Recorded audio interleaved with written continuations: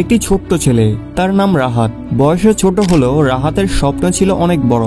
তার চোখে সবসময় আকাশ ছোঁয়ার ইচ্ছা জ্বলজ্বল করত। সে ভাবতো একদিন সে এমন কিছু করবে যা সবাইকে অবাক করবে। কিন্তু একটা সমস্যা ছিল, রাহাতের মন ছিল একেবারে প্রজাপতির মতো অস্থির। তার মন কখনো স্থির থাকতে পারত না। রাহাত যখন পড়ার টেবিলে বসতো, প্রথম কয়েক মিনিট খুব মনোযোগ দিয়ে পড়ার চেষ্টা করত। বইয়ের পাতা উল্টাতে উল্টাতে হঠাৎ মনে হতো একটু ইউটিউবে ভিডিও দেখি, পরে পড়বো।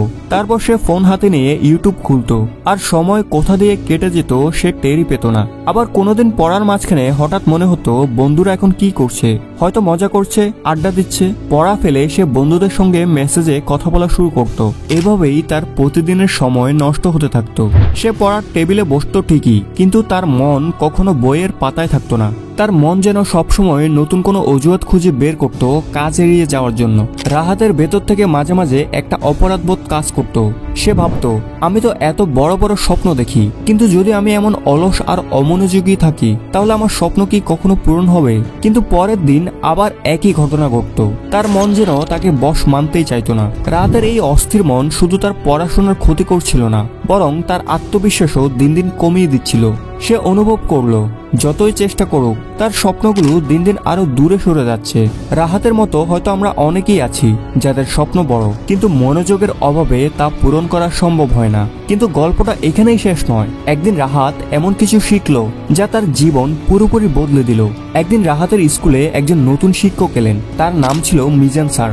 এই স্যার অন্যদের মতো শুধু পাঠ্য বই পড়াতেন না, বরং জীবনের পাঠ শেখানোর জন্য নানা গল্প বলতেন। তার কথা শুনলে ক্লাসের সবাই যেন মন্ত্রমুগ্ধ হয়ে যেত। একদিন ক্লাসে ঢুকে স্যার বললেন, আজ তোমাদের একটা গল্প বলবো, খুব মন দিয়ে শুনবে, কারণ এই গল্প তোমাদের জীবনের সবচেয়ে বড় শিক্ষা দিতে পারে। ক্লাসের সবাই চুপ হয়ে গেল। রাহাতও সবার মতো স্যারের দিকে তাকিয়ে রইল। স্যার বলতে শুরু করলেন, এক সময় এক কৃষক ছিল। তার জীবন ছিল অনেক সাধারণ, কিন্তু একদিন সে জানতে পারলো তার জমির নিচে গুপ্তধন লুকানো আছে। সেটা পেলে তার সব দুঃখ কষ্ট দূর হয়ে যাবে। কৃষক খুব উত্তেজিত হয়ে খোঁড়া শুরু করলো, কিন্তু একটা শর্ত ছিল, গুপ্তধন পেতে হলে তাকে একটানা 10 ফুট গভীর গর্ত খুঁড়তে হবে। প্রথমে কৃষক ঠিক করলো এক জায়গায় মনোযোগ দিয়ে খুঁড়বে, কিন্তু কিছুক্ষণ পর তার ধৈর্য হারিয়ে গেল। সে ভাবলো এখানে হয়তো গুপ্তধন নেই, আরেক জায়গায় দেখি। তারপর সে অন্য জায়গায় খুঁড়তে শুরু করলো। কয়েক মিনিট পর সেখানেও তার ধৈর্য শেষ হয়ে গেল। সে তৃতীয় জায়গায় গেল, তারপর চতুর্থ জায়গায়। সারাটা দিন কৃষক এভাবে বিভিন্ন জায়গায় খোঁড়াখুড়ি করলো, কিন্তু কোনো জায়গায় 10 ফুট গভীর গর্ত খুঁড়তে পারলো না। দিনের শেষে সে ক্লান্ত হয়ে হাল ছেড়ে দিল। গুপ্তধন পাওয়ার স্বপ্নটা থেকেই গেল অধরা। এবার স্যার একটু থামলেন। পুরো ক্লাস নিস্তব্ধ, সবাই যেন গল্পের ভেতর ডুবে গেছে। তোমরা জানো সেই কৃষককে? সেই কৃষক আমরা, তুমি, আমি, আমরা সবাই। আমাদের সবার জীবনেই একটা গুপ্তধন আছে, আমাদের স্বপ্ন, আমাদের লক্ষ্য। কিন্তু আমরা কি করি জানো? আমরা কখনো এক জায়গায় মনোযোগ দিতে পারি না। কিছুক্ষণ কাজ করি, তারপর হাল ছেড়ে দিই। আমরা ভাবি হয়তো অন্য কিছু সহজ হবে। কিন্তু যদি তোমরা সত্যিই গুপ্তধন পেতে চাও, তাহলে তোমাদের মনোযোগ দিয়ে এক জায়গায় খাটাতে হবে, ধৈর্য ধরতে হবে।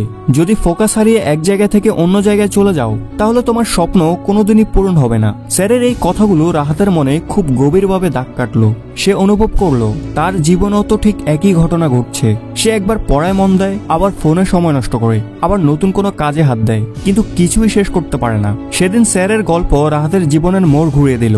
সে বুঝলো তার স্বপ্ন পূরণ করতে হলে তাকে ফোকাস করতে হবে, এক জায়গায় মনোযোগ দিয়ে কাজ করতে হবে। সেই গুপ্তধন পাওয়ার মতো তার স্বপ্ন ধৈর্য আর একাগ্রতার মাধ্যমেই অর্জন করা সম্ভব। রাহাতের মতো আমাদেরও স্বপ্ন থাকে, কিন্তু ফোকাসের অভাবে সেই স্বপ্ন অনেক দূরে চলে যায়। রাহাত যখন বুঝলো যদি সে এক জায়গায় মনোযোগ দিয়ে কাজ করে তবেই তার স্বপ্ন পূরণ হবে, তখন তার জীবন পাল্টে গেল। সঠিক সময়ে সঠিক কাজ করতে পারলেই স্বপ্ন বাস্তবে পরিণত হয়। ফোকাস এবং একাগ্রতা এগুলোই সাফল্যের চাবিকাঠি। তুমি যদি আজ থেকেই নিজের কাজের প্রতি ফোকাস দিতে পারো, তাহলে তোমার স্বপ্ন একদিন বাস্তবে আসবে। পড়াশোনা, কাজ বা কোনো লক্ষ্য, যতক্ষণ না তুমি একাগ্র হয়ে কাজ শুরু করো ততক্ষণ তোমার সাফল্য হাতে আসবে না। তাই আজই সিদ্ধান্ত নাও, নিজের সময়কে কাজে লাগিয়ে নিজের স্বপ্নকে রিয়েলিটি বানাও। আজ থেকেই ফোকাসের নেশা শুরু করো। বন্ধুরা, গল্পটি থেকে আমরা যা শিখলাম তা হচ্ছে তুমি যেই কাজই করো না কেন তোমাকে এক জায়গায় ফোকাস করতে হবে। তুমি আজ এই কাজ করলে কাল তুমি দেখলে অমুকে ওই কাজ করে সফল হয়ে গেল, তুমি তাকে অনুসরণ করতে শুরু করলে, তাহলে হবে না। হয়তো তুমি এক জায়গায় ফোকাস করলে আর অল্প কিছুদিনের মধ্যে সফল হয়ে যেতে, তুমি সেটা না করে অন্যদিকে ডাইভার্ট হয়ে গেলে, তাই তুমি কোনো জায়গায় সফল হচ্ছ না। সো আজ থেকেই এক জায়গায় ফোকাসের নেশা শুরু করো। ভিডিওটি কেমন লাগলো কমেন্ট করে জানাও, আর ভালো লাগলে অবশ্যই লাইক করবেই, আর কমেন্টে জানাও এরকম শিক্ষণীয় গল্প নিয়মিত দেখতে চাও কিনা। সো আজ এই পর্যন্তই, থ্যাঙ্কস ফর ওয়াচিং।